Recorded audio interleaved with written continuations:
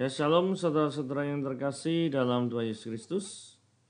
Hari ini renungan kita berbicara tentang citra diri yang jujur. Demi sebuah ambisi, tiba-tiba ia bisa berubah menjadi pribadi yang begitu peduli dan dermawan kepada orang lain. Dia yang dulunya pelit, tiba-tiba rela turun ke kampung-kampung kumuh, membagi ini itu, mencoba bersahabat dengan masyarakat. Tujuannya tidak lain hanyalah karena dirinya dinilai baik, agar dirinya dinilai baik oleh orang-orang. Meski semuanya itu dilakukan dalam kepalsuan. Bagaimana dalam gereja Tuhan? Bukankah kita sering mendapati seorang yang dengan bangga menceritakan betapa tingginya tingkat pendidikannya atau begitu banyaknya pelayanan yang telah dilakukannya? Apa tujuan semuanya ini? Untuk membangun citra diri yang baik di mata jemaat. Sangat jarang kita mendengar atau melihat orang yang tulus mengakui masa lalunya yang begitu buruk. Rasanya tidak banyak orang yang melakukannya karena resiko penolakan sangat mungkin terjadi. Mari belajar dari Rasul Paulus. Sekalipun ada alasan baginya untuk berbangga diri, tetapi ia tak pernah melakukannya. Dia sadar siapa dirinya di hadapan Tuhan. Dia tidak pernah membangun citra dirinya dengan menunjukkan kehebatan dirinya. Sebaliknya di hadapan banyak orang justru dia jujur mengakui begitu banyak kejahatan yang telah dilakukannya. Dia merasa bahwa dirinya lah yang paling berdosa dibandingkan semua orang. Dia mengakui dengan tulus bahwa hanya karena kasih karunia Tuhan sajalah sehingga dia dipercaya jadi pelayannya. Sebuah prinsip hidup yang patut kita teladani dengan menyadari sepenuhnya siapa diri kita di hadapan Tuhan. Kita akan menjadi orang yang rendah hati untuk tidak mencari pujian dari manusia. Berbagai kebaikan yang dilakukan tanpa kejujuran pada akhirnya akan mengalami kehancuran. Saudara, mari kita melihat ayat Alkitabnya. Ayatnya pada hari ini cukup singkat sekali, yaitu 1 Timotius 1 ayat 12-17. Aku bersyukur kepada Dia yang menguatkan aku, yaitu Kristus Yesus Tuhan kita, karena Ia menganggap aku setia dan mempercayakan pelayanan ini kepadaku. Aku yang tadinya seorang penghujat dan seorang penganiaya dan seorang ganas, tetapi aku telah kasihnya, karena semuanya itu telah kulakukan tanpa pengetahuan, yaitu di luar iman. Malah kasih karunia Tuhan kita itu telah dikaruniakannya dengan limpahnya kepadaku, dengan iman dan kasih dalam Kristus Yesus. Perkataan ini benar dan patut diterima sepenuhnya. Kristus Yesus datang ke dunia untuk menyelamatkan orang berdosa, dan di antara mereka akulah yang paling berdosa. Tetapi justru karena itu aku dikasihi, agar dalam diriku ini sebagai orang yang paling berdosa, Yesus Kristus menunjukkan seluruh kesabarannya. Dengan demikian, aku menjadi contoh bagi mereka yang kemudian percaya kepadanya dan mendapat hidup yang kekal. Hormat dan kemuliaan sampai selama-lamanya bagi Raja segala zaman, Allah yang kekal, yang tak tampak, yang esa. Amin. Saudara, kita membaca dari yang ayat 12 ya. Dikatakan ini aku bersyukur, maksudnya Paulus itu bersyukur kepada siapa? Kepada Tuhan yang predikatnya menguatkan aku, gitu ya. Jadi intinya Paulus ini bersyukur karena diberi kepercayaan untuk melayani raja segala raja.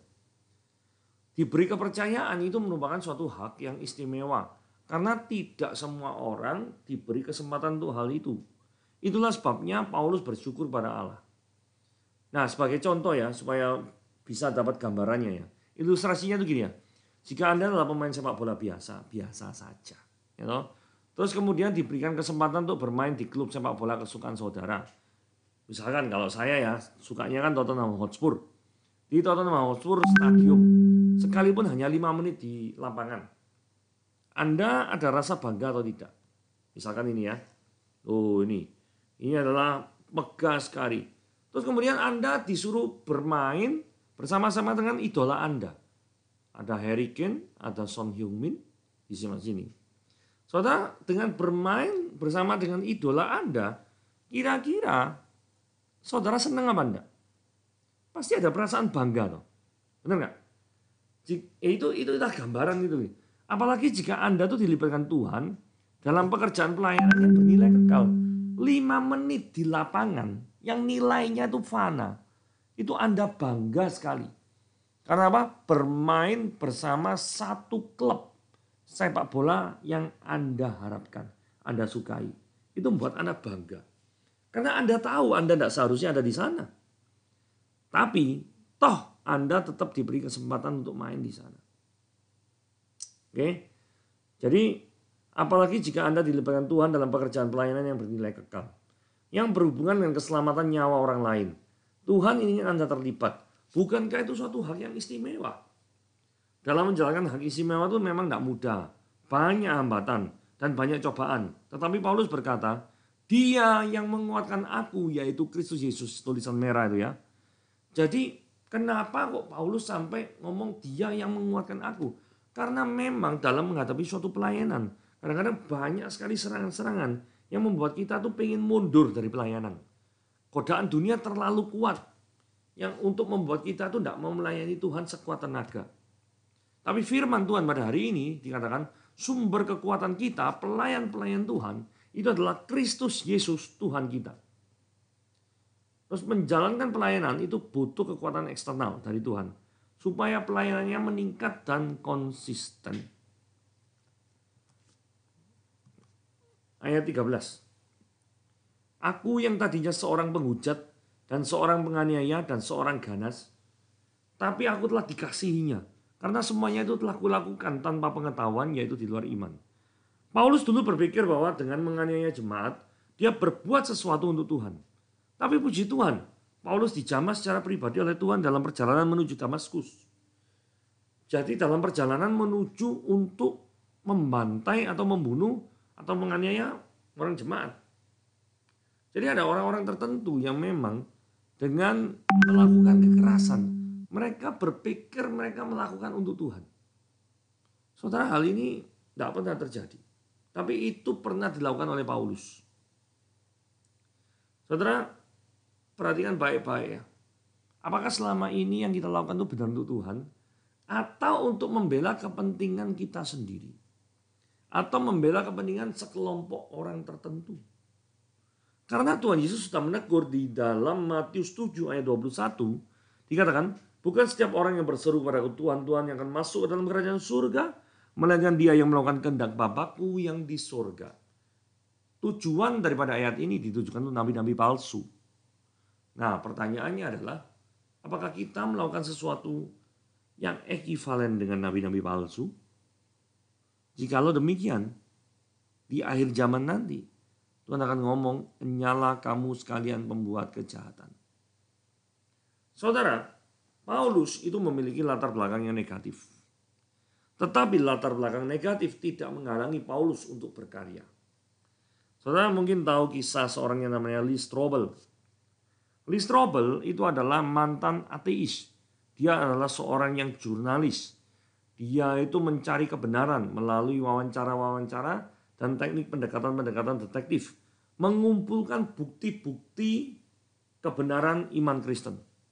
Akhirnya, singkat cerita, malah dia menjadi pendeta. Ya. Jadi Lee Strobel bukunya sudah setidaknya 2 yang saya tahu diterjemahkan dalam bahasa Indonesia. Pembuktian atas kebenaran iman Kristen dan pembuktian atas kebenaran Kristus. Nah, khusus The Case for Christ ini difilmkan. Ini pemerannya, ini yang Lee Strobel yang asli, ini pemerannya. Ini Lee Strobel sama istrinya, ini yang pemerannya. Kurang lebih begitu ya. Jadi Lee Strobel mempunyai masa lalu yang secara kekristenan mungkin negatif. Bahkan dia adalah orang yang ateis, bukan tidak percaya adanya Tuhan. Tetapi toh orang seperti ini dipakai oleh Tuhan. Bahkan bukunya diterjemahkan dalam bahasa Indonesia, kisah hidupnya difilmkan lagi. Bukankah ini adalah suatu hal yang luar biasa? Jadi latar belakang negatif itu tidak menghalangi seseorang untuk berkarya bagi Kristus. Paulus dikasihi oleh Tuhan ketika masih berdosa. Gitu ya. Ketika Paulus masih bunuh, kemudian Tuhan menampakkan diri di perjalanan menuju Damaskus, maka berlaku Roma 5 ayat 8 ya. Tetapi Allah menunjukkan kasih-Nya kepada kita. Oleh karena Kristus telah mati untuk kita, dikatakan apa? Ketika kita masih berdosa.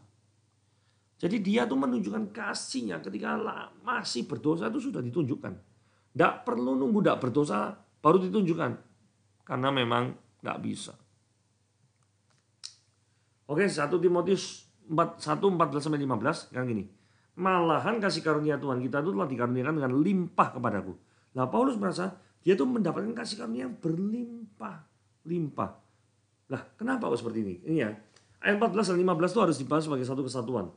Karena di ayat 14 dikatakan karunia Tuhan itu dengan limpahnya diberikan kepada Paulus. Kenapa kok seperti itu? Karena ini berkaitan dengan masa lalu Paulus yang buruk. Paulus kan merasa, aku adalah orang yang paling berdosa. Untuk memahami daripada perasaan Paulus, kita perlu ilustrasi lagi ya. Contoh, lebih terasa besar mana kasih karunia-Nya? Membebaskan tawanan di penjara yang masa hukuman tawanan itu 50 tahun terus dibebaskan, atau membebaskan tawanan di penjara dengan masa hukuman 5 bulan. Di antara dua tawanan ini, mana yang sukacitanya lebih meluap-luap? Ya pasti yang masa hukumannya 50 tahun loh ya. Harusnya dia itu 50 tahun. Tapi tiba-tiba dibebaskan. Bukankah itu adalah suatu sukacita yang meluap-luap, yang besar. Sehingga ketika diwawancarai, orang ini akan merasa bahwa aku ini mendapat kasih karunia itu berlimpah-limpah. Itulah sebabnya Paulus bilang kasih karunia-Nya yang dikaruniakan kepada dia itu dengan berlimpah-limpah. Karena apa? Karena Paulus merasa paling berdosa. Bukan hanya cuma merasa perasaan doang, aktivitasnya menunjukkan dia memang yang paling berdosa. Kurang lebih seperti itu. Ayat 16. Tapi justru karena itu aku dikasihani, agar dalam diriku sebagai orang yang paling berdosa, Yesus Kristus menunjukkan seluruh kesabarannya.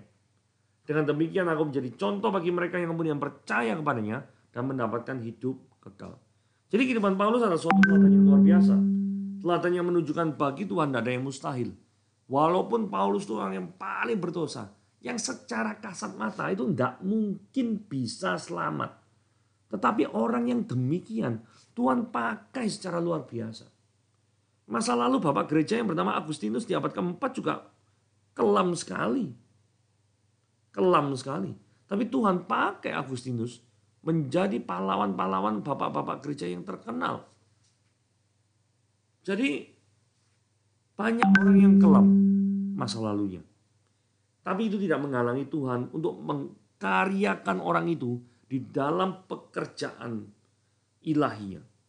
Di dalam untuk terlibat langsung dalam kerajaan Allah. Penganiaya jemaat yang kelihatannya tidak mungkin bertobat, tapi dengan kuasa Tuhan Yesus, malah Paulus dijadikan hambanya yang luar biasa. Jadi hari ini kita belajar kisah Paulus, kisah Listrobel, itu adalah menginspirasi kita semua.